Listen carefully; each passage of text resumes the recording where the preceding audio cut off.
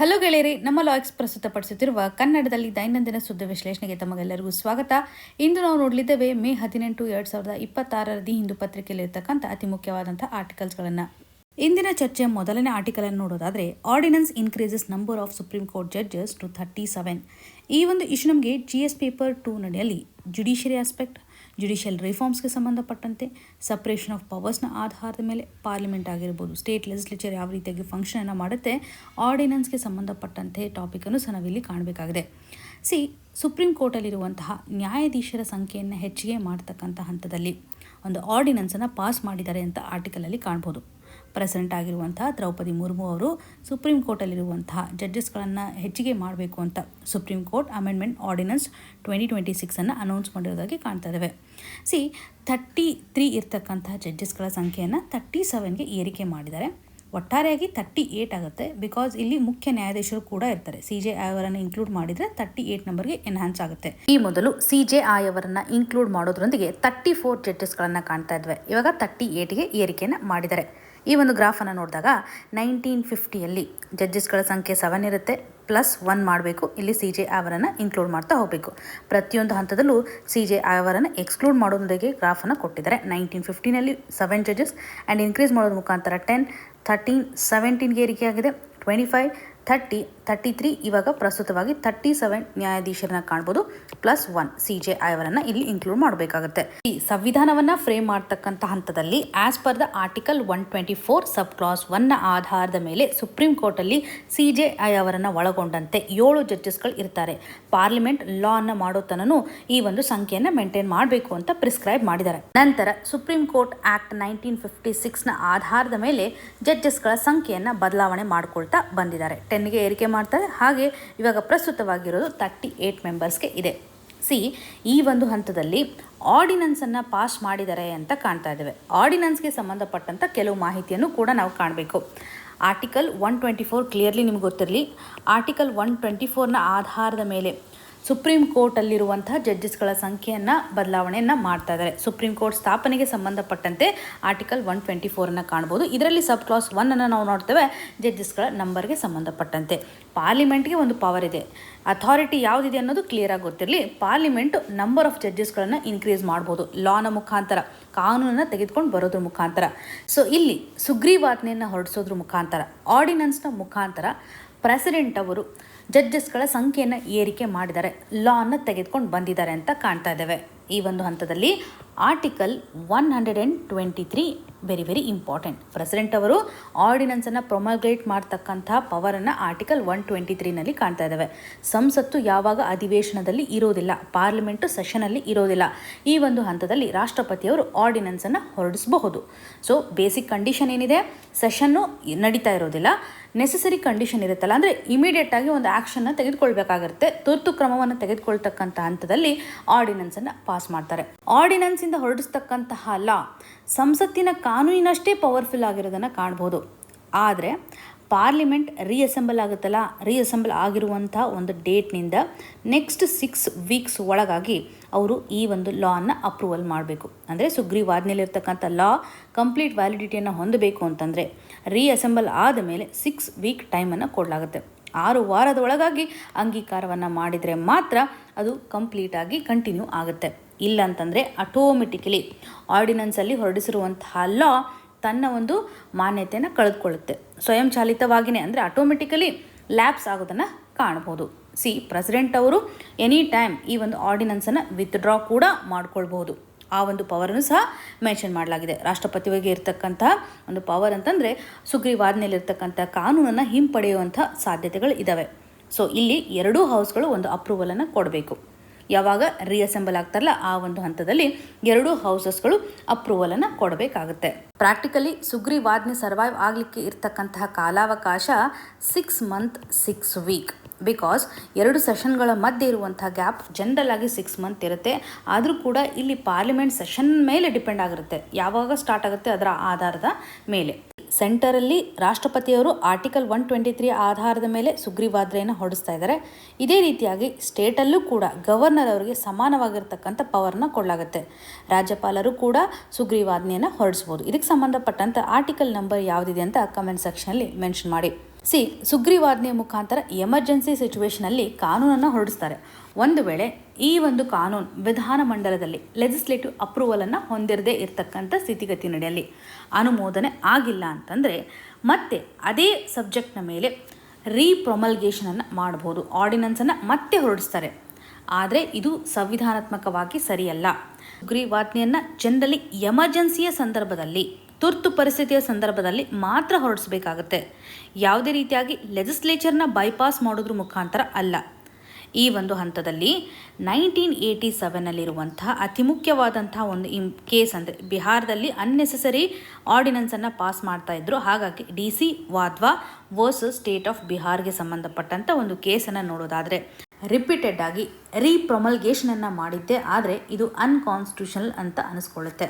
Supreme ಕೋರ್ಟ್ನ ಒಂದು ನಿರ್ಧಾರ ಅನ್ನೆಸೆಸರಿ ರೀಪ್ರೊಮಲ್ಗೇಷನನ್ನು ಮಾಡ್ತಕ್ಕಂತಹ ಸಿಚುವೇಶನ್ಸ್ಗಳು ಸಂವಿಧಾನದ ಮೇಲೆ ಒಂದು ಮೋಸವನ್ನು ಕ್ರಿಯೇಟ್ ಮಾಡ್ದಂಗಾಗುತ್ತೆ. ಫ್ರಾಡ್ ಆನ್ ಕಾನ್ಸ್ಟಿಟ್ಯೂಷನ್ ಅಂತಲೇ ಹೇಳಿಕೆಯನ್ನು ಸುಪ್ರೀಂ ಕೋರ್ಟ್ ಕೊಟ್ಟಿದೆ. 1967ಇಂದ 1981 ಈ ಒಂದು ಡ್ಯೂರೇಷನ್ ಅಡಿಯಲ್ಲಿ ಬಿಹಾರ ಸರ್ಕಾರ ರಿಪೀಟೆಡ್ಲಿ ಆರ್ಡಿನೆನ್ಸನ್ನು ಇಶ್ಯೂ ಮಾಡ್ತಾ ಬರುತ್ತೆ. ಹಾಗಾಗಿ ಈ ಒಂದು ಕೇಸನ್ನು ನಾವು ಕಾಣ್ಬೋದು. Very very important for prelims exam. So ಇಲ್ಲಿ ಒಂದು ಜಡ್ಜಸ್ಗಳ ಸಂಖ್ಯೆಯನ್ನು ಇನ್ಕ್ರೀಸ್ ಮಾಡೋದು ಅತಿ ಅವಶ್ಯಕ. ಬಿಕಾಸ್ ಇವಾಗ ಸಾಕಷ್ಟು ಪೆಂಡಿಂಗ್ ಕೇಸಸ್ಗಳನ್ನು ನಾವು ಕಾಣ್ತಾ ಇದ್ದೇವೆ. ಈ ಒಂದು ಹಂತದಲ್ಲಿ ಸೈಮಲ್ಟೇನಿಯಸ್ಲಿ ಬೆಂಚಸ್ಗಳನ್ನು ಡೆವಲಪ್ ಮಾಡೋದ್ರ ಮುಖಾಂತರ ನಾವು ಪೆಂಡಿಂಗ್ ಕೇಸಸ್ಗಳನ್ನು ರೆಡ್ಯೂಸ್ ಮಾಡ್ತಾ ಬರ್ಬೋದು ಅನ್ನುವಂಥ ಆಸ್ಪೆಕ್ಟು. ಹಾಗೂ ಸಿಟಿಜನ್ಸ್ಗಳಿಗೆ ಒಂದು ಕ್ವಿಕ್ ಆಗಿರ್ತಕ್ಕಂಥ ಜಸ್ಟಿಸು ಸಹ ಸಿಕ್ಕುತ್ತೆ. ಜುಡಿಷಿಯಲ್ ಎಫಿಷಿಯನ್ಸಿಯನ್ನು ಕಾಣ್ತಾ ಇದ್ದಾವೆ. ಆದರೂ ಕೂಡ ಕೆಲವೊಂದಿಷ್ಟು ಚಾಲೆಂಜಸ್ಗಳು ಇದ್ದೇ ಇದ್ದಾವೆ. ಖಾಲಿ ಇರ್ತಕ್ಕಂಥ ಹುದ್ದೆಗಳನ್ನು ಸ್ಯಾಂಕ್ಷನ್ ಮಾಡೋದು ಜುಡಿಷಿಯರಿ ಸಿಸ್ಟಮಲ್ಲಿ ಅತಿ ಅವಶ್ಯಕ. ಕೇವಲ ಒಂದು ಜಡ್ಜಸ್ಗಳ ಸಂಖ್ಯೆಯನ್ನು 4ಕ್ಕೆ ಏರಿಕೆ ಮಾಡೋದ್ರ ಮುಖಾಂತರ ಕಂಪ್ಲೀಟ್ ಆಗಿರುವಂಥ ಪೆಂಡಿಂಗ್ ಕೇಸಸ್ಗಳನ್ನು ನಾವು ರಿಸಾಲ್ವ್ ಮಾಡಲಿಕ್ಕೆ ಆಗುತ್ತಾ ಅನ್ನುವಂಥ ಪ್ರಶ್ನೆ ಇದೆ. ಅದು ಡಿಫ್ರೆಂಟ್ ಆಸ್ಪೆಕ್ಟ್ ಆಗುತ್ತೆ. ಕೆಳ ನ್ಯಾಯಾಲಯ ಅಥವಾ ಸಬ್ ಆರ್ಡಿನೇಟ್ ಕೋರ್ಟ್ಸ್ಗಳಲ್ಲಿ ಸಾಕಷ್ಟು ಪ್ರಕರಣಗಳನ್ನು ಕಾಣ್ತೇವೆ. ಇಲ್ಲಿ ಇರುವಂಥ ಜಡ್ಜಸ್ಗಳ ಸಂಖ್ಯೆಯನ್ನು ಹೆಚ್ಚು ಮಾಡೋದಾಗಲಿ, ಸ್ಟಾಫ್ಗಳನ್ನು ಹೆಚ್ಚು ಮಾಡೋದಾಗಲಿ, ಅಥವಾ ನಮ್ಮೊಂದು ಜುಡಿಷಿಯರಿ ಸಿಸ್ಟಮ್ ನಡೆಯಲ್ಲಿ ಇನ್ಫ್ರಾಸ್ಟ್ರಕ್ಚರ್ಗೆ ಸಂಬಂಧಪಟ್ಟಂಥ ಕನ್ಸ್ಟೆನ್ಸ್ಗಳಿದ್ದಾವೆ. ಸರಿಯಾದಂತಹ ಕೋರ್ಟ್ ರೂಮ್ಸ್ಗಳಿಲ್ಲ, ಸ್ಟಾಫ್ಗಳು ಇಲ್ಲದೆ ಇರೋದು, ಡಿಜಿಟಲೈಸೇಷನ್, ಫಂಡಿಂಗ್, ಈ ರೀತಿಯಂಥ ಆಸ್ಪೆಕ್ಟ್ಗಳನ್ನು ಅಡ್ರೆಸ್ ಮಾಡಬೇಕು ಅನ್ನುವಂಥ ಚಾಲೆಂಜನ್ನು ಕಾಣ್ಬೋದು. ಇನ್ನು ಮುಂದಿನದಾಗಿ trade, energy and global conflicts at a top of agenda during PM's Norway visit. ಈ ಒಂದು ಇಶ್ಯೂ ನಮಗೆ GS ಪೇಪರ್ 2 ನಡಿನಲ್ಲಿ ಬಯಲ್ಯಾಟ್ರಲ್ ರಿಲೇಷನ್ ಆಧಾರದ ಮೇಲೆ ಭಾರತ ಹಾಗೂ ನಾರ್ವೆ ರಿಲೇಷನನ್ನು ಕಾಣ್ಬೋದು. ಇಂಡಿಯಾ ಆ್ಯಂಡ್ ಯುರೋಪ್ಗೆ ಸಂಬಂಧಪಟ್ಟಂತೆಯೂ ಸಹ ಲಿಂಕನ್ನು ಎಸ್ಟಾಬ್ಲಿಷ್ಮೆಂಟ್ ಮಾಡುತ್ತೆ. ಎನರ್ಜಿ ಡಿಪ್ಲೊಮಸಿಯ ಆಧಾರದ ಮೇಲೆ GS ಪೇಪರ್ 3 ನಡಿಯಲ್ಲಿ ಎನರ್ಜಿ ಸೆಕ್ಯೂರಿಟಿಗೆ ಸಂಬಂಧಪಟ್ಟಂತೆ ಕನೆಕ್ಟ್ ಮಾಡ್ಬೋದು. Renewable energy, blue economy, climate ಚೇಂಜ್ಗೆ ಸಂಬಂಧಪಟ್ಟಂತೆ ಈ ಒಂದು ಇಶ್ಯೂ ಕೂಡ ನಮಗೆ ಅತಿ ಅವಶ್ಯಕವಾಗಿದೆ. ಮೋದಿಜಿಯವರು ನಾರ್ವೆನ ವಿಸಿಟ್ ಮಾಡಿದ್ದಾರೆ ಆ್ಯಂಡ್ ನಾರ್ಡಿಕ್ ಸಮಿಟ್ಗೆ ಸಂಬಂಧಪಟ್ಟಂಥ ಆಸ್ಪೆಕ್ಟನ್ನು ಇಲ್ಲಿ ಕಾಣಬೇಕಾಗಿದೆ. ಮೋದಿಜಿಯವರು 43 ವರ್ಷ ಆದ ಮೇಲೆ ನಾರ್ವೆ ದ್ವೀಪಕ್ಕೆ ಭೇಟಿ ನೀಡಿರುವುದನ್ನು ಕಾಣ್ತಾ ಇದ್ದೇವೆ. ಈ ಒಂದು ಹಂತದಲ್ಲಿ ಒಂದು ವ್ಯಾಪಾರ ಒಪ್ಪಂದ ಆಗಿರ್ಬೋದು, ಎನರ್ಜಿ ಸೆಕ್ಯೂರಿಟಿ, ಶಕ್ತಿ ಭದ್ರತೆಯ ಆಧಾರದ ಮೇಲೆ, ಅದರಲ್ಲೂ ಕ್ಲೈಮೇಟ್ ಚೇಂಜ್ಗೆ ಸಂಬಂಧಪಟ್ಟಂಥ ಆಸ್ಪೆಕ್ಟನ್ನು ಡಿಸ್ಕಸ್ ಮಾಡಲಿದ್ದಾರೆ ಅಂತ ಹೇಳ್ಬೋದು. ನಾರ್ಡಿಕ್ ಕಂಟ್ರೀಸ್ ಅಂತ ಬಂದಾಗ ನಾರ್ವೆ ಕಂಡು ಬರುತ್ತೆ, ಸ್ವೀಡನ್ ಆಗಿರ್ಬೋದು, ಫಿನ್ಲ್ಯಾಂಡ್, ಡೆನ್ಮಾರ್ಕ್ ಹಾಗೂ ಐಲ್ಯಾಂಡ್. ಜನರಲಿ ಡೆವಲಪ್ಡ್ ನೇಷನ್ಸ್ ನಡಿಯಲ್ಲಿ ಈ ಎಲ್ಲ ರಾಷ್ಟ್ರಗಳು ಪ್ರಪ್ರಥಮ ಸ್ಥಾನಗಳನ್ನೇ ಹೊಂದಿರುತ್ತೆ. ನಾರ್ಡಿಕ್ ಕಂಟ್ರೀಸ್ಗಳು ನಾರ್ದರ್ನ್ ಯುರೋಪಿಯನ್ ರೀಜನ್ ನಡಿಯಲ್ಲಿ ಕಂಡುಬರುತ್ತೆ. ಇವುಗಳ ಒಂದು ಜಿಯೋಗ್ರಫಿ ಆಗಿರ್ಬೋದು, ಕಲ್ಚರ್ ಆಗಿರ್ಬೋದು, ಎಕನಾಮಿಕ್ ಕೋಪರೇಷನ್ ಎಲ್ಲವೂ ಸಹ ಲಿಂಕ್ ಆಗಿದೆ. ಒಂದು ನಾರ್ಡಿಕ್ ಕಂಟ್ರಿಗಳ ಗ್ರೂಪ್ ಅಂತಲೇ ಹೇಳ್ಬೋದು. ಭಾರತ ಹಾಗೂ ನಾರ್ಡಿಕ್ ಕಂಟ್ರಿಗಳೊಂದಿಗೆ ಒಂದು 3rd ಸಮಿಟ್ ಆಗಲಿದೆ. ಇದರಲ್ಲಿ ಪಾರ್ಟಿಸಿಪೇಟ್ ಮಾಡ್ತಾ ಇರುವಂತಹ ಕಂಟ್ರೀಸ್ಗಳಂತಂದರೆ ಭಾರತ ಇದೆ, ನಾರ್ವೆ, ಸ್ವೀಡನ್, ಫಿನ್ಲ್ಯಾಂಡ್, ಡೆನ್ಮಾರ್ಕ್ ಹಾಗೂ ಐಲ್ಯಾಂಡ್ ರಾಷ್ಟ್ರಗಳು ಇಲ್ಲಿ ಪಾರ್ಟಿಸಿಪೇಷನನ್ನು ಮಾಡ್ತಾ ಇದ್ದಾವೆ. ಈ ಒಂದು ಸಮಿಟ್ನ ಮುಖಾಂತರ ಫೋಕಸ್ ಏರಿಯಾ ಯಾವ ರೀತಿಯಾಗಿದೆ, ಗ್ರೀನ್ ಟ್ರಾನ್ಸಿಷನ್ಗೆ ಸಂಬಂಧಪಟ್ಟಂತೆ ಆ್ಯಂಡ್ ಅಗೇನ್ ಕ್ಲೀನ್ ಎನರ್ಜಿಗೆ ಸಂಬಂಧಪಟ್ಟಂತೆ ಒಂದು ಡಿಸ್ಕಷನ್ ಆಗಿರ್ಬೋದು. ಇನೋವೇಷನ್ ಅವಶ್ಯಕತೆ ಅಂತ ನಾವು ನೋಡ್ತೇವೆ. ಡಿಜಿಟಲ್ ಎಕಾನಮಿಯ ಆಧಾರದ ಮೇಲೆ ಕ್ಲೈಮೇಟ್ ಆ್ಯಕ್ಷನ್ಗೆ ಸಂಬಂಧಪಟ್ಟಂತೆ ಸಪ್ಲೈ ಚೈನ್ ರಿಲೇಟೆಡ್ ಇರುವಂಥ ಒಂದು ರೆಸಿಲಿಯನ್ಸನ್ನು ತೆಗೆದುಕೊಂಡು ಬರುವಂಥ ಹಂತದಲ್ಲಿ ಭಾರತದ ಒಂದು ಎಂಗೇಜ್ಮೆಂಟ್ ನಾರ್ತ್ ಯುರೋಪ್ ನಡಿಯಲ್ಲಿ ಎನ್ಹಾನ್ಸ್ ಆಗ್ತಕ್ಕಂಥ ಸಾಧ್ಯತೆ ಇದೆ. ಇದರ ಮುಖಾಂತರ ಭಾರತದಲ್ಲೂ ಸಹ ಒಂದು ಇನ್ವೆಸ್ಟ್ಮೆಂಟ್ ಜಾಸ್ತಿ ಆಗುತ್ತೆ. ಟೆಕ್ನಾಲಜಿಗೆ ಸಂಬಂಧಪಟ್ಟಂತೆ ಹೆಚ್ಚು ಬೆನಿಫಿಟನ್ನು ನಾವು ಪಡೆದುಕೊಳ್ಬೋದು. ಭಾರತ ಹೂಡಿಕೆ ಮಾಡಲಿಕ್ಕೆ ಸಾಕಷ್ಟು ಅವಕಾಶವನ್ನು ಒದಗಿಸ್ತಾ ಇದೆ. ಆಧುನಿಕವಾಗಿರ್ತಕ್ಕಂಥ ತಂತ್ರಜ್ಞಾನವನ್ನು ಆಕರ್ಷಿಸ್ತಕ್ಕಂಥ ಒಂದು ಕೆಪಾಸಿಟಿಯನ್ನು ಭಾರತ ಹೊಂದಿದೆ. ಇಲ್ಲಿ ಒಂದು ಡಿಪ್ಲೊಮ್ಯಾಟಿಕ್ ರಿಲೇಷನ್ ಅಂತ ಬಂದಾಗ ನಾರ್ವೆಯೊಂದಿಗೆ 1947ಇಂದನೂ ಸಹ ನಾವೊಂದು ಒಳ್ಳೆಯ ರಿಲೇಷನನ್ನು ಹೊಂದಿದ್ದೇವೆ. ಡಿಪ್ಲೊಮ್ಯಾಟಿಕ್ ಟೈ ಅಂತಲೇ ಹೇಳ್ಬೋದು. ನಾರ್ವೆ ನಾರ್ಡಿಕ್ ರಾಷ್ಟ್ರಗಳಲ್ಲಿ ಒಂದು ಇಂಪಾರ್ಟೆಂಟ್ ಪಾರ್ಟ್ನರ್ ಆಗಿದೆ. ಹಾಗಾಗಿ ನಾರ್ವೆಯೊಂದಿಗೆ ಇರತಕ್ಕಂಥ ಒಂದು ರಿಲೇಷನ್ ಸೊ ನಮಗೆ ನಾರ್ಡಿಕ್ ಕಂಟ್ರೀಸ್ಗಳೊಂದಿಗೆ ಇನ್ನೂ ಸಹ ಕೋಆಪರೇಷನನ್ನು ಎನ್ಹಾನ್ಸ್ ಮಾಡಲಿಕ್ಕೆ ಸಹಕಾರಿ ಆಗಲಿದೆ. ಎನರ್ಜಿ ಕೋಆಪರೇಷನ್ ಅಂತ ಬಂದಾಗ ಅದರಲ್ಲೂ ನಾರ್ವೆ ಹೆಚ್ಚಿನ ಪ್ರಮಾಣದಲ್ಲಿ ಆಯಿಲನ್ನು ಎಕ್ಸ್ಪೋರ್ಟ್ ಮಾಡುತ್ತೆ. ನ್ಯಾಚುರಲ್ ಗ್ಯಾಸ್ ಆಗಿರ್ಬೋದು, LNGಗೆ ಸಂಬಂಧಪಟ್ಟಂತೆ ಎಕ್ಸ್ಪೋರ್ಟನ್ನು ಮಾಡ್ತಾ ಇದೆ. ಹಾಗಾಗಿ ನಮಗೆ ಬೇಕಾಗಿರುವಂತಹ ಒಂದು LNG ಸಪ್ಲೈಯನ್ನು ಫುಲ್ಫಿಲ್ ಮಾಡ್ತಕ್ಕಂಥ ಹಂತದಲ್ಲಿ ಗ್ರೀನ್ ಹೈಡ್ರೋಜನ್ಗೆ ಸಂಬಂಧಪಟ್ಟಂತೆ ಆಗಿರ್ಬೋದು, ಅದರಲ್ಲೂ ವಿಂಡ್ ಎನರ್ಜಿ ರಿಲೇಟೆಡ್ ಇರುವಂತೆ ಆಫ್ ಶೋರಲ್ಲಿ ವಿಂಡ್ ಎನರ್ಜಿಗೆ ಸಂಬಂಧಪಟ್ಟಂತೆಯೂ ಸಹ ಒಂದು ಟೆಕ್ನಾಲಜಿ ಟ್ರಾನ್ಸ್ಫರ್ ಆಗ್ಬೋದು. ಅಂದರೆ ಈ ಒಂದು ಏರಿಯಾದಲ್ಲಿ ಹೆಚ್ಚಿನ ಪ್ರಮಾಣದ ಡಿಸ್ಕಷನ್ ನಡೆದಿದೆ. ರಿನ್ಯೂವಲ್ ಟೆಕ್ನಾಲಜಿಗೆ ಸಂಬಂಧಪಟ್ಟಂತೆ ಸಹ ಒಂದು ಡಿಸ್ಕಷನ್ ನಡೆದಿದೆ. ಹಾಗಾಗಿ ಭಾರತದ ಶಕ್ತಿ ಭದ್ರತೆಗೆ ಇದು ಸಹಕಾರಿ ಆಗಲಿದೆ. And again green and blue ಎಕಾನಮಿಗೆ ಸಂಬಂಧಪಟ್ಟಂಥ ಫೋಕಸನ್ನು ಕಾಣ್ಬೋದು. ಕೋಆಪರೇಷನ್ ಮಾಡುವಂಥ ಏರಿಯಾ ಸ್ಪೆಸಿಫಿಕಲಿ ಬ್ಲೂ ಎಕಾನಮಿ ಅಂತ ಬಂದಾಗ ಓಷನ್ ಎಕಾನಮಿ ಆಗಿರ್ಬೋದು, ಫಿಶರೀಸ್ ರಿಲೇಟೆಡ್ ಇರುವಂತೆ ಸಸ್ಟೈನಬಲ್ ಶಿಪ್ಪಿಂಗ್ನ ಆಧಾರದ ಮೇಲೆ ಕಾರ್ಬನ್ ಕ್ಯಾಪ್ಚರ್ ಟೆಕ್ನಾಲಜಿನ ನಾವು ಯಾವ ರೀತಿಯಾಗಿ ಅಳವಡಿಸ್ಕೊಳ್ಬೇಕು, ಕ್ಲೈಮೇಟ್ ಫ್ರೆಂಡ್ಲಿ ಇನ್ಫ್ರಾಸ್ಟ್ರಕ್ಚರ್ನ ಡೆವಲಪ್ ಮಾಡೋದ್ರ ಮುಖಾಂತರ ಬ್ಲೂ ಎಕಾನಮಿನಲ್ಲಿ ಓಷನ್ ರಿಸೋರ್ಸಸ್ಗಳನ್ನು ನಾವು ಎಫೆಕ್ಟಿವ್ ಆಗಿ ಯುಟಿಲೈಸ್ ಮಾಡ್ಕೊಳ್ಳುವಂಥದ್ದು. ಎಫೆಕ್ಟಿವ್ ಇನ್ ದ ಸೆನ್ಸ್ ಸುಸ್ಥಿರವಾಗಿ ಸಸ್ಟೈನಬಲ್ ಆಗಿ ಯುಟಿಲೈಸ್ ಮಾಡೋದ್ರ ಮುಖಾಂತರ ನಮ್ಮ ಒಂದು ಆರ್ಥಿಕತೆಗೆ ಸಹಕಾರಿ ಆಗಲಿದೆ. ಎಕನಾಮಿಕ್ ಗ್ರೋತ್ಗೆ ಇದು ಕಾಂಟ್ರಿಬ್ಯೂಷನನ್ನು ಮಾಡುತ್ತೆ. ಬ್ಲೂ ಎಕಾನಮಿ ನಮಗೆ ಹೇಳ್ತಾ ಇರುವಂಥದ್ದು ಓಷನ್ ರಿಸೋರ್ಸಸ್ಗಳನ್ನು ಸಸ್ಟೈನಬಲ್ ಆಗಿ ಯೂಸ್ ಮಾಡ್ಕೊಳ್ಳೋದ್ರ ಮುಖಾಂತರ ನಾವು ನಮ್ಮ ಒಂದು ಆರ್ಥಿಕತೆಯಲ್ಲಿ ಯುಟಿಲೈಸ್ ಮಾಡ್ಕೊಳ್ತಾ ಇದ್ದೇವೆ ಅಂತ. ಟ್ರೇಡ್ ಆ್ಯಂಡ್ ಇನ್ವೆಸ್ಟ್ಮೆಂಟ್ಗೆ ಸಂಬಂಧಪಟ್ಟಂಥ ಒಂದು ಡಿಸ್ಕಷನನ್ನು ಸಹ ಇಲ್ಲಿ ಕಾಣ್ಬೋದು. ಭಾರತದಲ್ಲಿ ನಿಯರ್ಲಿ 700 ನಾರ್ಡಿಕ್ ಕಂಪನೀಸ್ಗಳು ಆಪರೇಟ್ ಆಗ್ತಾ ಇರೋದನ್ನು ಕಾಣ್ತಾ ಇದ್ದಾವೆ. ಅರೌಂಡ್ 150 ಇಂಡಿಯನ್ ಫರ್ಮ್ಗಳು ನಾರ್ಡಿಕ್ ರಾಷ್ಟ್ರಗಳಲ್ಲಿ ಆಪರೇಟ್ ಆಗ್ತಾ ಇರುವಂಥ ಸ್ಥಿತಿಗತಿಗಳನ್ನು ಕಾಣ್ತಾ ಇದ್ದಾವೆ. ಹಾಗಾಗಿ ಇನ್ವೆಸ್ಟ್ಮೆಂಟನ್ನು ಸಾಕಷ್ಟು ಸೆಕ್ಟರ್ಸ್ ನಡಿಯಲ್ಲಿ ಎನ್ಹ್ಯಾನ್ಸ್ ಮಾಡಬೇಕು ಅಂತ, ರಿನ್ಯೂವಬಲ್ ಎನರ್ಜಿ ನಡಿಯಲ್ಲಿ ಎನ್ಹ್ಯಾನ್ಸ್ ಮಾಡೋದಾಗಲಿ, ಡಿಜಿಟಲ್ ಇನ್ಫ್ರಾಸ್ಟ್ರಕ್ಚರ್, ಕ್ಲೀನ್ ಎನರ್ಜಿಗೆ ಸಂಬಂಧಪಟ್ಟಂತೆ ಕೋಆಪರೇಷನನ್ನು ಎನ್ಹ್ಯಾನ್ಸ್ ಮಾಡಬೇಕು ಅಂತ. ಆ್ಯಂಡ್ ಭಾರತನೂ ಕೂಡ ನಾರ್ವೆದಿಂದ ಭಾರತದಲ್ಲಿ ಹೆಚ್ಚಿನ ಪ್ರಮಾಣದ ಹೂಡಿಕೆ ಆಗಲಿ ಅಂತ ನಿರೀಕ್ಷಣೆಯನ್ನು ಮಾಡ್ತಾ ಇದೆ. Norway is a gateway to the Arctic region. Arctic ರೀಜನನ್ನು ಎಕ್ಸೆಸ್ ಮಾಡಲಿಕ್ಕೆ ಭಾರತದ ಒಂದು ಇಂಟ್ರೆಸ್ಟ್ ಯಾವ ರೀತಿ ಆಗಿದೆ, ಆರ್ಕ್ಟಿಕ್ ರೀಜನ್ ನಡಿನಲ್ಲಿ ಭಾರತ ಹಿಮಾದ್ರಿ ರಿಸರ್ಚ್ ಸ್ಟೇಷನನ್ನು ಡೆವಲಪ್ ಮಾಡಿದೆ ಅಲ್ವಾ. ನಾರ್ವೆ ರಾಷ್ಟ್ರದೊಂದಿಗೆ ಹೊಂದಿರತಕ್ಕಂತಹ ಸ್ನೇಹ ಸಂಬಂಧ ನಮಗೆ ಸಹಕಾರಿ ಆಗಲಿದೆ. ಆರ್ಕ್ಟಿಕ್ ರೀಜನ್ ಕೂಡ ಸ್ಟ್ರಾಟಜಿಕಲಿ ಸಾಕಷ್ಟು ಇಂಪಾರ್ಟೆನ್ಸನ್ನು ಹೊಂದಿದೆ. ಕ್ಲೈಮೇಟ್ ಚೇಂಜ್ಗೆ ಸಂಬಂಧಪಟ್ಟಂತೆ ಸ್ಟಡಿ ಮಾಡಲಿಕ್ಕೆ ಆಗಿರ್ಬೋದು, ಪೋಲಾರ್ ರಿಸರ್ಚ್ಗೆ ಸಂಬಂಧಪಟ್ಟಂತೆ ಇರ್ಬೋದು, ಫ್ಯೂಚರ್ ಡೇಸಲ್ಲಿ ಒಂದು ಶಿಪ್ಪಿಂಗ್ ರೂಟನ್ನು ಒದಗಿಸ್ಬೋದು. ರಿಸೋರ್ಸ್ ಎಕ್ಸ್ಪ್ಲೋರೇಷನ್ ಮಾಡಲಿಕ್ಕೆ ಇದೊಂದು ಇಂಪಾರ್ಟೆಂಟ್ ಸ್ಟ್ರಾಟಜಿಕ್ ಲೊಕೇಶನ್ ಅಂತ ಅನಿಸ್ಕೊಳ್ಳುತ್ತೆ. ಮ್ಯಾರಿಟೈಮ್ ಕೋಆಪರೇಷನ್ಗೆ ಸಂಬಂಧಪಟ್ಟಂತೆಯೂ ಸಹ ಭಾರತದ ಒಂದು vision, Sagar vision very very important, security and growth for all in the region ಅನ್ನುವಂಥ ಆಸ್ಪೆಕ್ಟ್ನ ಮುಖಾಂತರ ನಾರ್ವೆ ಇದೊಂದು ಗ್ಲೋಬಲ್ ಮ್ಯಾರಿಟೈಮ್ ಲೀಡರ್ ಆಗಿದೆ. ಹಾಗಾಗಿ ಭಾರತದ ಮ್ಯಾರಿಟೈಮ್ ಸ್ಟ್ರಾಟಜಿಗೆ ಒಂದು ಕೋಆಪರೇಷನನ್ನು ಮಾಡಲಿದೆ. ಮೇಜರ್ಲಿ ಒಂದು ಮೆಮೊರಾಂಡಮ್ ಆಫ್ ಅಂಡರ್ಸ್ಟ್ಯಾಂಡಿಂಗನ್ನು ಯಾವ ರೀತಿಯಾಗಿ ನಾವು ಎಕ್ಸ್ಪೆಕ್ಟ್ ಮಾಡ್ಬೋದು. ಬೇಸಿಕಲಿ ಒಂದು ಹೆಲ್ತ್ ಸೆಕ್ಟರ್ನ ಆಧಾರದ ಮೇಲೆ ಸ್ಪೇಸ್ ಕೋಆಪರೇಷನ್ಗೆ ಸಂಬಂಧಪಟ್ಟಂತೆ digital infrastructure, research, innovation, renewable ಎನರ್ಜಿಯ ಆಧಾರದ ಮೇಲೆ ಎಕ್ಸ್ಟೆಂಡೆಡ್ ಪಾರ್ಟ್ನರ್ಶಿಪ್ಪನ್ನು ಕಾಣ್ಬೋದು. ಆ್ಯಂಡ್ ಜಿಯೋಪೊಲಿಟಿಕಲ್ ಲೆವೆಲಲ್ಲಿ ಟೆನ್ಷನ್ಸ್ಗಳನ್ನು ಕಾಣ್ತಾ ಇದ್ದಾವೆ. ರಷ್ಯಾ ಆ್ಯಂಡ್ ಉಕ್ರೈನ್ ಕ್ರೈಸಿಸ್ನ ಆಧಾರದ ಮೇಲೆ ಗ್ಲೋಬಲ್ ಲೆವೆಲಲ್ಲಿ ತೊಂದರೆಗಳಾಗಿದ್ದಾವೆ. ಗ್ಲೋಬಲ್ ಎನರ್ಜಿ ಸೆಕ್ಯೂರಿಟಿ ಹಾಗೂ ಫುಡ್ ಸೆಕ್ಯೂರಿಟಿಗೆ ಸಂಬಂಧಪಟ್ಟಂಥ ಕನ್ಸರ್ನನ್ನು ಕಾಣ್ತಾ ಇದ್ದಾವೆ. ಈವನ್ ಇಸ್ರೇಲ್ ಗಾಜಾ ಕಾನ್ಫ್ಲಿಕ್ಟ್ ಅಂತ ಬಂದಾಗ ಹ್ಯುಮ್ಯಾನಿಟೇರಿಯನ್ ಜಿಯೋಪೊಲಿಟಿಕಲ್ ಕನ್ಸರ್ನ್ಸ್ಗಳನ್ನು ಸಹ ಇಲ್ಲಿ ಎಕ್ಸ್ಪ್ರೆಸ್ ಮಾಡೋದ್ರ ಮುಖಾಂತರ ಇರಾನ್ ಇಸ್ರೇಲ್ಗೆ ಸಂಬಂಧಪಟ್ಟಂಥ ಟೆನ್ಷನ್ಸ್ಗಳಾಗಿರ್ಬೋದು, ಆಯಿಲ್ ಪ್ರೈಸಸ್ ಮೇಲೆ, ಗ್ಲೋಬಲ್ ಲೆವೆಲಲ್ಲಿರುವಂಥ ಸ್ಟೆಬಿಲಿಟಿಯ ಮೇಲೆ ಎಷ್ಟರ ಮಟ್ಟಿಗೆ ಇದು ಇಂಪ್ಯಾಕ್ಟನ್ನು ಮಾಡಿದೆ. ಅಂದರೆ ಗ್ಲೋಬಲ್ ಲೆವೆಲಲ್ಲಿ ಇರುವಂತಹ ಒಂದು ಅಸ್ಥಿರತೆಗೆ ಸಂಬಂಧಪಟ್ಟಂಥ ಡಿಸ್ಕಷನ್ಸನ್ನು ಮಾಡಬಹುದು. ಭಾರತ ಹಾಗೂ ನೆದರ್ಲ್ಯಾಂಡ್ ಒಂದು ರಿಲೇಷನನ್ನು ನಾವು ನೋಡಿದಾಗ ನೆದರ್ಲ್ಯಾಂಡ್ ಒಂದು ಸ್ಟ್ರಾಟಜಿಕ್ ಪಾರ್ಟ್ನರ್ಶಿಪ್ಪನ್ನು ಎನ್ಹಾನ್ಸ್ ಮಾಡಬೇಕು ಅಂತ ಮುಂದಾಗ್ತಾ ಇದೆ. ಅದರಲ್ಲೂ ಒಂದು 17 ಅಗ್ರಿಮೆಂಟ್ಗೆ ಸಂಬಂಧಪಟ್ಟಂತೆ ಕಾಣ್ಬೋದು. ಭಾರತ ಹಾಗೂ ನಾರ್ಡಿಕ್ ಕಂಟ್ರೀಸ್ಗಳೊಂದಿಗೆ ಇರ್ತಕ್ಕಂಥ ರಿಲೇಷನನ್ನು ನೋಡಿದಾಗ ಟ್ರೇಡಲ್ಲಿ ಹೆಚ್ಚಿನ ಕೋಆಪರೇಷನ್ಸನ್ನು ನಾವು ಕಾಣಬೇಕಾಗಿದೆ. ಬಿಕಾಸ್ ಟ್ರೇಡ್ ವ್ಯಾಲ್ಯೂಮ್ ತುಂಬ ಲಿಮಿಟೆಡ್ ಇದೆ. ಹಾಗಾಗಿ ಪೊಟೆನ್ಷಿಯಲ್ ಏರಿಯಾ ಇರೋದ್ರಿಂದ ಟ್ರೇಡನ್ನು ಎನ್ಹಾನ್ಸ್ ಮಾಡ್ತಾ ಬರಬೇಕು. ಜಿಯೋಗ್ರಫಿಕಲ್ ಡಿಸ್ಟೆನ್ಸ್ ಅಂತ ಬಂದಾಗೂ ಕೂಡ ಒಂದು ಲಾಜಿಸ್ಟಿಕ್ ಟ್ರಾನ್ಸ್ಪೋರ್ಟ್ ಕಾಸ್ಟ್ಗಳು ಹೆಚ್ಚಾಗುತ್ತೆ. ಇವುಗಳು ಕೂಡ ಚಾಲೆಂಜ್ ನಡೆಯಲ್ಲಿ ಕಾಣ್ಬೋದು. ಒಟ್ಟಾರೆಯಾಗಿ ಭಾರತಕ್ಕೆ ಹೂಡಿಕೆಗೆ ಸಂಬಂಧಪಟ್ಟಂತೆ, ತಂತ್ರಜ್ಞಾನಕ್ಕೆ ಸಂಬಂಧಪಟ್ಟಂತೆ ಒಂದು ಲಭ್ಯತೆ ಹೆಚ್ಚಾಗಲಿದೆ ಅಂತ ಹೇಳ್ಬೋದು. ಎನರ್ಜಿ ಸೆಕ್ಯೂರಿಟಿ ನಡಿನಲ್ಲೂ ಸಹ ಎನರ್ಜಿ ಇಂಪೋರ್ಟನ್ನು ಮಾಡ್ಕೊಳ್ಳಿಕ್ಕೆ ನಮಗೆ ಒಂದು ಡೈವರ್ಸಿಫೈಡ್ ಆಗಿರುವಂಥ ಪಾರ್ಟ್ನರ್ ಸಿಕ್ಕಿದ್ದಾರೆ. ಕ್ಲೈಮೇಟ್ ಗೋಲನ್ನು ಸಹ ಅಡ್ರೆಸ್ ಮಾಡಲಿಕ್ಕೆ, ಗ್ರೀನ್ ಟ್ರಾನ್ಸಿಷನ್ಗೆ ಸಂಬಂಧಪಟ್ಟಂತೆ ಒಂದು ಪರಿವರ್ತನೆಯನ್ನು ತರಲಿಕ್ಕಂತಲೇ ಬಹುಮುಖ್ಯವಾಗಿ ಒಂದು ಡಿಸ್ಕಷನನ್ನು ಮಾಡಲಿದ್ದಾರೆ. ಸ್ಟ್ರಾಟಜಿಕ್ ಇಂಪಾರ್ಟೆನ್ಸನ್ನು ತೋರಿಸುತ್ತೆ. ಯುರೋಪ್ ಹಾಗೂ ಆರ್ಟಿಕ್ ರೀಜನ್ಗೆ ಸಂಬಂಧಪಟ್ಟಂಥ ಎಂಗೇಜ್ಮೆಂಟ್ ಇನ್ನೂ ಹೆಚ್ಚಾಗ್ತಾ ಹೋಗುತ್ತೆ. GS ಪೇಪರ್ 2 ನಡೆಯಲ್ಲಿ ಈ ಒಂದು ಇಶ್ಯೂ ನಮಗೆ ಅತಿ ಅವಶ್ಯಕ. ಎಡಿಟೋರಿಯಲ್ ಸೆಕ್ಷನಲ್ಲೂ ಸಹ ಇದೇ ಒಂದು ಇಶ್ಯೂನ ಕನೆಕ್ಟ್ ಮಾಡೋದ್ರ ಮುಖಾಂತರ Oslo summit must mark India's north word turn ಅನ್ನುವಂಥ ಆರ್ಟಿಕಲನ್ನು ಕಾಣ್ಬೋದು. ಇದರಲ್ಲೂ ಕೂಡ ಒಂದು ಆರ್ಕ್ಟಿಕ್ನ ಇಂಪಾರ್ಟೆನ್ಸ್ ಆಗಿರ್ಬೋದು, ನಾರ್ಡಿಕ್ ಕಂಟ್ರಿಗಳೊಂದಿಗೆ ಮಾಡ್ತಾ ಇರುವಂಥ ಒಂದು ರಿಲೇಷನ್ ಭಾರತಕ್ಕೆ ಎಷ್ಟರ ಮಟ್ಟಿಗೆ ಎನರ್ಜಿ ಸೆಕ್ಯೂರಿಟಿಗೆ ಸಂಬಂಧಪಟ್ಟಂತೆ, ರೇರ್ ಅರ್ತ್ ರಿಸೋರ್ಸಸ್ಗೆ ಸಂಬಂಧಪಟ್ಟಂತೆ ಆಗಿರ್ಬೋದು, ಗ್ಲೋಬಲ್ ಲೆವೆಲಲ್ಲಿ ನಡೀತಾ ಇರುವಂಥ ಒಂದು ಜಿಯೋ ಪೊಲಿಟಿಕಲ್ ಕಾಂಪಿಟೇಷನ್ಗೆ ಸಂಬಂಧಪಟ್ಟಂತೆ ಭಾರತ ಹೇಗೆ ಒಂದು ಸ್ಟ್ರಾಟಜಿಕ್ ಲಿವರೇಜ್ನ ಇಲ್ಲಿ ಕಾಣಲಿದೆ ಅಂತ ಹೇಳ್ಬೋದು. ಭಾರತ 2013ರಿಂದ ಆರ್ಕ್ಟಿಕ್ ಕೌನ್ಸಿಲ್ನ ಅಬ್ಸರ್ವರ್ ಸ್ಟೇಟಸನ್ನು ಹೊಂದಿದೆ.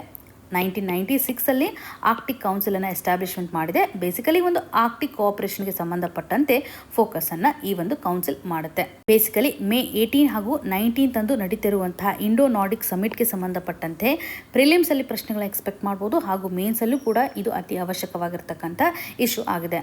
ಇನ್ನು ಮುಂದಿನದಾಗಿ Ebola outbreak in Congo is a global emergency says WHO. ಈ ಒಂದು ಇಶ್ಯೂ ನಮಗೆ GS ಪೇಪರ್ 2 ನಡಿನಲ್ಲಿ ಇಂಟರ್ನ್ಯಾಷನಲ್ ರಿಲೇಷನ್ ಆಧಾರದ ಮೇಲೆ, ಪಬ್ಲಿಕ್ ಹೆಲ್ತ್ ಸಿಸ್ಟಮ್ನ ಆಧಾರದ ಮೇಲೆ, GS ಪೇಪರ್ 3 ನಡೆಯಲ್ಲಿ ಬೇಸಿಕ್ ಸೈನ್ಸ್ಗೆ ಸಂಬಂಧಪಟ್ಟಂತೆ ಇಂಪಾರ್ಟೆಂಟ್ ಡಿಸೀಸ್ಗಳ ಆಧಾರದ ಮೇಲೆ ಪ್ರಶ್ನೆಗಳನ್ನು ಕೇಳ್ತಾರೆ. WHO ಎಬೋಲಾ ಔಟ್ಬ್ರೇಕನ್ನು, ಕಾಂಗೋದಲ್ಲಿ ಆಗಿರ್ತಕ್ಕಂಥ ಇಬೋಲಾ ಔಟ್ಬ್ರೇಕನ್ನು public health emergency of international concern ಅಂತ ಡಿಕ್ಲರೇಷನನ್ನು ಮಾಡಿದ್ದಾರೆ. ಬಿಕಾಸ್ ಹಂಡ್ರೆಡ್ಸ್ ಆಫ್ ಕೇಸಸ್ಗಳು ಸಸ್ಪೆಕ್ಟ್ ಆಗಿದೆ, ಸಾಕಷ್ಟು ಡೆತ್ಗಳು ಕೂಡ ರಿಪೋರ್ಟ್ ಆಗಿರೋದನ್ನು ಕಾಣ್ಬೋದು. ವಿಶ್ವ ಆರೋಗ್ಯ ಸಂಸ್ಥೆ ಕಾಂಗೋ ಹಾಗೂ ಪಕ್ಕದ ಉಗಾಂಡಾದಲ್ಲಿ ಉಂಟಾದಂತಹ ಇಬೋಲಾ ಸಾಂಕ್ರಾಮಿಕ ರೋಗಕ್ಕೆ ಸಂಬಂಧಪಟ್ಟಂತೆ public health emergency of international concern ಅಂತ ಘೋಷಣೆಯನ್ನು ಮಾಡಿದೆ. ಇಬೋಲಾ ವೈರಸ್ ಡಿಸೀಸ್ ಇದೊಂದು ಗಂಭೀರವಾಗಿರುವಂತಹ ವೈರಲ್ ರಕ್ತಸ್ರಾವವನ್ನು ಒಳಗೊಂಡಂತಹ ಜ್ವರ ಅಂತ ಹೇಳ್ತಾರೆ. ಇಲ್ಲಿ ಇಂಟರ್ನಲ್ ಬ್ಲೀಡಿಂಗ್ ಆಗುತ್ತೆ, ಆರ್ಗನ್ಗಳ ಒಂದು ಫೇಲ್ಯೂರ್ ಕಂಡೀಷನನ್ನು ಕಾಣ್ಬೋದು, ಹೈ ಫೀವರ್ ಇರುತ್ತೆ, ತೀವ್ರವಾಗಿರ್ತಕ್ಕಂಥ ದೌರ್ಬಲ್ಯವನ್ನು ಉಂಟು ಮಾಡುತ್ತೆ. ಫೆಟಾಲಿಟಿ ರೇಟ್ ಕೂಡ ಹೆಚ್ಚಿನ ಪ್ರಮಾಣದಲ್ಲಿ ಇದೆ.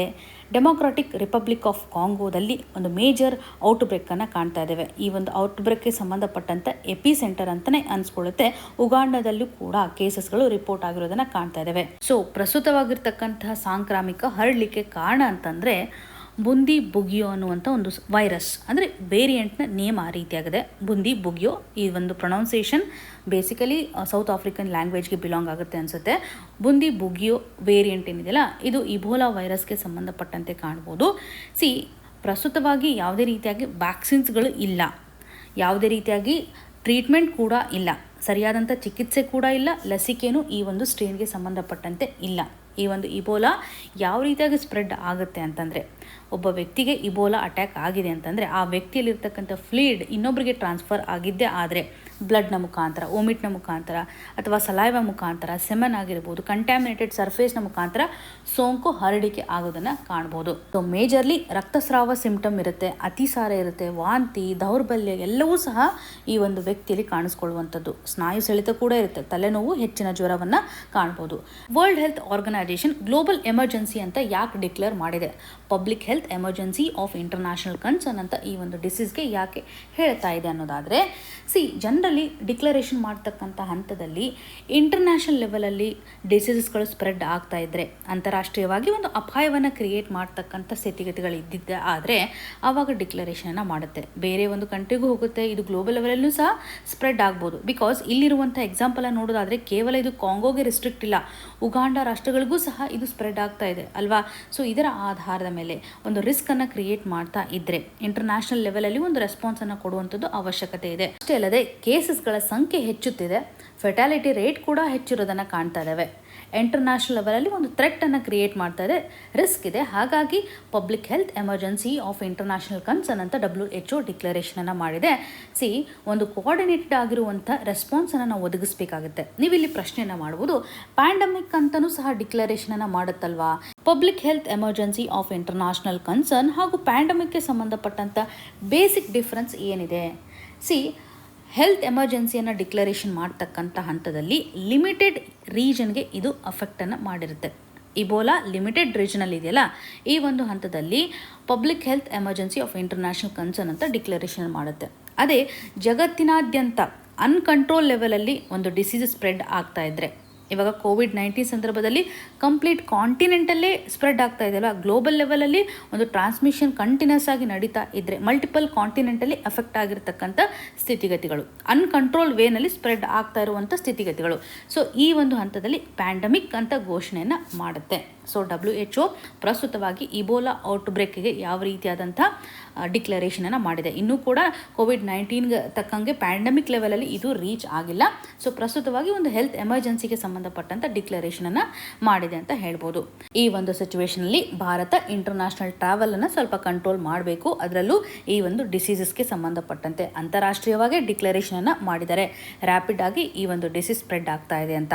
ಹೆಲ್ತ್ ಸೆಕ್ಯೂರಿಟಿಗೆ ಸಂಬಂಧಪಟ್ಟಂಥ ಮೇಜರ್ಸನ್ನು ಭಾರತ ತೆಗೆದುಕೊಳ್ಬೇಕಾಗತ್ತೆ. ಇಲ್ಲಿ ನಿಮಗೊಂದು ಸಿಂಪಲ್ ಪ್ರಶ್ನೆಯನ್ನು ಕೇಳೋದಾದರೆ, WHO ಸಂಬಂಧಪಟ್ಟಂಥ ಹೆಡ್ ಕ್ವಾರ್ಟರ್ಸ್ ಎಲ್ಲಿದೆ ಹಾಗೂ ಯಾವಾಗ ಇದನ್ನು ಎಸ್ಟಾಬ್ಲಿಷ್ಮೆಂಟ್ ಮಾಡಿದ್ದಾರೆ, ಎಸ್ಟಾಬ್ಲಿಷ್ ಆಗಿರ್ತಕ್ಕಂಥ ಇಯರ್ ಹಾಗೂ ಹೆಡ್ ಕ್ವಾರ್ಟರ್ ಎಲ್ಲಿದೆ ಅನ್ನೋದನ್ನು ಕಮೆಂಟ್ ಸೆಕ್ಷನಲ್ಲಿ ಮೆನ್ಷನ್ ಮಾಡಿ.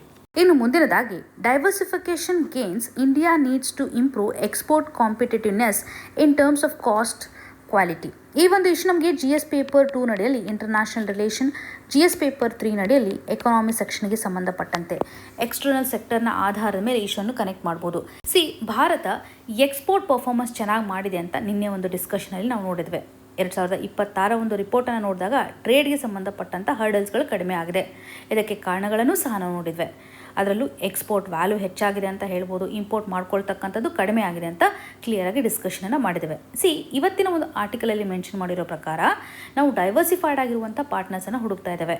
ಇಲ್ಲಿ ನಾವು ಕ್ವಾಲಿಟಿಯನ್ನು ಎಂಫಸಸ್ ಮಾಡಬೇಕು ಅಂತ. ಜಾಗತಿಕವಾಗಿರ್ತಕ್ಕಂಥ ಒಂದು ವ್ಯಾಪಾರದ ಅಡಚಣೆಗಳು ಕಡಿಮೆ ಆಗಿದೆ, ರಫ್ತನ್ನು ನಾವು ಹೆಚ್ಚು ಮಾಡ್ತಾ ಇದ್ದೇವೆ. ಈ ಮೊದಲು ಕುಂಠಿತವಾಗಿತ್ತು, ಜಾಗತಿಕವಾಗಿ ಅಸ್ಥಿರತೆ ಇದ್ದರೂ ಕೂಡ ಭಾರತದ ಒಂದು ರಫ್ತು ಚೆನ್ನಾಗಾಗಿದೆ ಅಲ್ವಾ. 14% ಗ್ರೋತನ್ನು ಕಾಣ್ತಾ ಇದ್ದೇವೆ. ಒಟ್ಟಾರೆಯಾಗಿರುವಂಥ ವ್ಯಾಲ್ಯೂ $43.6 ಬಿಲಿಯನ್ ಅಷ್ಟು ಕಾಣ್ಬೋದು ಏಪ್ರಿಲ್ 2026 ಅಲ್ಲಿರುವಂಥ ಸ್ಥಿತಿಗತಿಗಳು. ಸೊ ಇಲ್ಲಿ ಎಕ್ಸ್ಪೋರ್ಟ್ ಡೈವರ್ಸಿಫಿಕೇಷನ್ ಅಂತ ಬಂದಾಗ ನಾವು ಹೆಚ್ಚಿನ ಪ್ರಮಾಣದ ಪ್ರಾಡಕ್ಟನ್ನು ಎನ್ಶೋರ್ ಮಾಡ್ತಾ ಇದ್ದೇವೆ, ಜೊತೆಗೆ ಹೆಚ್ಚಿನ ಮಾರ್ಕೆಟ್ ಇದೆ ಅಂತ ಅರ್ಥ. ಡೈವರ್ಸಿಫಿಕೇಷನ್ ಅಂತಂದರೆ ಸಿಂಪಲ್ ಆಗಿ ನಾವು ಹೆಚ್ಚು ಎಕ್ಸ್ಪೋರ್ಟ್ ಮಾಡ್ತಾ ಇದ್ದೇವೆ, ವೆರೈಟಿ ಆಫ್ ಪ್ರಾಡಕ್ಟನ್ನು ಎಕ್ಸ್ಪೋರ್ಟ್ ಮಾಡ್ತಾ ಇದ್ದೇವೆ, ಜೊತೆಗೆ ಬೇರೆ ಬೇರೆ ಮಾರ್ಕೆಟು ಕೂಡ ನಮಗೆ ಎಕ್ಸೆಸಿಬಲ್ ಇದೆ ಅಂತ ಅರ್ಥ. ಸೊ ನಮ್ಮ ಒಂದು ಎಕ್ಸ್ಪೋರ್ಟ್ ಎಕ್ಸ್ಪಾನ್ಷನ್ ಆಗಿದೆ, ಹೊಸ ಕಂಟ್ರೀಸ್ಗಳನ್ನು ನಾವು ಹುಡುಕ್ತಾ ಇದ್ದೇವೆ, ಹೊಸ ಪ್ರಾಡಕ್ಟನ್ನು ನಾವು ತಯಾರಿಕೆ ಮಾಡ್ತಾ ಇದ್ದೇವೆ, ನ್ಯೂ ಸಪ್ಲೈ ಚೈನನ್ನು ನಾವು ಎಸ್ಟಾಬ್ಲಿಷ್ಮೆಂಟ್ ಮಾಡ್ತಾ ಇದ್ದೇವೆ ಇಲ್ಲಿ. ಸೊ ಮೇಜರ್ ಸೆಕ್ಟರ್ಸ್ಗಳು ಪರ್ಫಾರ್ಮೆನ್ಸ್ ಮಾಡ್ತಾ ಇರೋದು ಈ ಒಂದು ಎಕ್ಸ್ಪೋರ್ಟ್ಗೆ ಸಂಬಂಧಪಟ್ಟಂತೆ ಎಂಜಿನಿಯರಿಂಗ್ ಗೂಡ್ಸ್ ಅಂತ ನೋಡಿದ್ವಿ, petroleum product, electronics, pharma products, ಕೆಮಿಕಲ್ಸ್ಗೆ ಸಂಬಂಧಪಟ್ಟಂತೆ ಎಕ್ಸ್ಪೋರ್ಟ್ ಚೆನ್ನಾಗಿ ಆಗ್ತಾ ಇದೆ. ನ್ಯೂ ಮಾರ್ಕೆಟ್ ಅಂತ ಬಂದಾಗ ಆರ್ಟಿಕಲಲ್ಲಿ ಮೆನ್ಷನ್ ಮಾಡಿರೋ ಪ್ರಕಾರ ಕನಿಷ್ಠ ಹೊಸದಾಗಿ 20 ಎಕ್ಸ್ಪೋರ್ಟ್ ಮಾರುಕಟ್ಟೆಯನ್ನು ನಾವು ಹೊಂದಿದ್ದೇವೆ ಅಂತ. ಸಪ್ಲೈ ಚೈನ್ ಲೆವೆಲಲ್ಲೂ ಸಹ ಒಂದು ರೆಸಿಲಿಯನ್ಸ್ ಇದೆ. ಭಾರತ ಒಂದು ಆಲ್ಟರ್ನೇಟಿವ್ ಆಗಿರ್ತಕ್ಕಂಥ ಸಪ್ಲೈ ಚೈನನ್ನು ಡೆವಲಪ್ ಮಾಡ್ತಾ ಇದೆ, ನಿರ್ಮಾಣವನ್ನು ಮಾಡ್ತಾ ಇದೆ. ಸರ್ವಿಸ್ ಸೆಕ್ಟರ್ನಲ್ಲೂ ಸಹ ನಾವು ಗ್ರೋತನ್ನು ಕಾಣ್ತಾ ಇದ್ದೇವೆ. ನಿಯರ್ಲಿ 49% ಎಕ್ಸ್ಪೋರ್ಟ್ ಇನ್ಕ್ರೀಸ್ ಆಗಿದೆ. ವೆಸ್ಟ್ ಏಷ್ಯಾಗೆ ಮಾಡ್ತಾ ಇರುವಂಥ ಒಂದು ಎಕ್ಸ್ಪೋರ್ಟ್ ಕೂಡ ಕಡಿಮೆ ಆಗಿದೆ because of crisis. 28% export fell down ಆಗಿರೋದನ್ನು ಕಾಣ್ಬೋದು. ಹಾಗೂ ವೆಸ್ಟ್ ಏಷ್ಯಾ ರೀಜನಿಂದನೂ ಇಂಪೋರ್ಟ್ ಮಾಡ್ಕೊಳ್ತಕ್ಕಂಥದ್ದು ಕಡಿಮೆ ಆಗಿದೆ.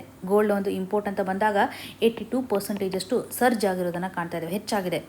ಇದರಿಂದ ನಮ್ಮ ಒಂದು ಟ್ರೇಡ್ ಡೆಫಿಸಿಟ್ ಹೆಚ್ಚಾಗ್ತಾ ಇದೆ. ನಾವು ಹೆಚ್ಚು ಇಂಪೋರ್ಟ್ ಮಾಡ್ಕೊಳ್ತಾ ಇದ್ದೇವೆ ಅಂತಂದರೆ ಟ್ರೇಡ್ ಡೆಫಿಸಿಟ್ಟು ವೈಡ್ ಆಗ್ತಾ ಹೋಗುತ್ತೆ.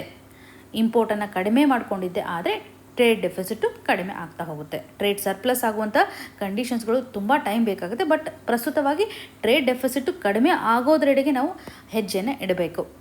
ಭಾರತದಲ್ಲಿ ಒಂದು ಚಾಲೆಂಜಸ್ಗಳು ಇದಾವಲ್ವಾ, ಅದರಲ್ಲೂ ಕಾಸ್ಟ್ ಕಾಂಪಿಟೇಟಿವ್ನೆಸ್ ಅಂತ ಬಂದಾಗ ಇಂಡಿಯನ್ ಎಕ್ಸ್ಪೋರ್ಟ್ಸ್ಗಳು ಸ್ಟಿಲ್ ಪ್ರಾಬ್ಲಮನ್ನು ಫೇಸ್ ಮಾಡ್ಕೊಳ್ತವೆ. ಯಾಕೆಂತಂದರೆ ಗ್ಲೋಬಲ್ ಲೆವೆಲಲ್ಲಿ ನಾವು ಸೆಲ್ ಮಾಡಬೇಕು ಅಂತಂದರೆ ಲಾಜಿಸ್ಟಿಕ್ ಕಾಸ್ಟ್ ಹೆಚ್ಚಾಗಿದೆ, ಪ್ರೊಡಕ್ಷನ್ ಕಾಸ್ಟ್ ಮೇಲೂ ಸಹ ನಾವು ನಿಗಾ ವಹಿಸಬೇಕು. ತಯಾರಿಕೆ ಮಾಡ್ತಕ್ಕಂಥ ಹಂತದಲ್ಲಿ ಯಾವ ರೀತಿಯಂಥ ಕಾಸ್ಟ್ ಇರುತ್ತೆ ಅದರ ಆಧಾರದ ಮೇಲೆ ಫೈನಲ್ ಪ್ರೈಸ್ ಇರುತ್ತೆ.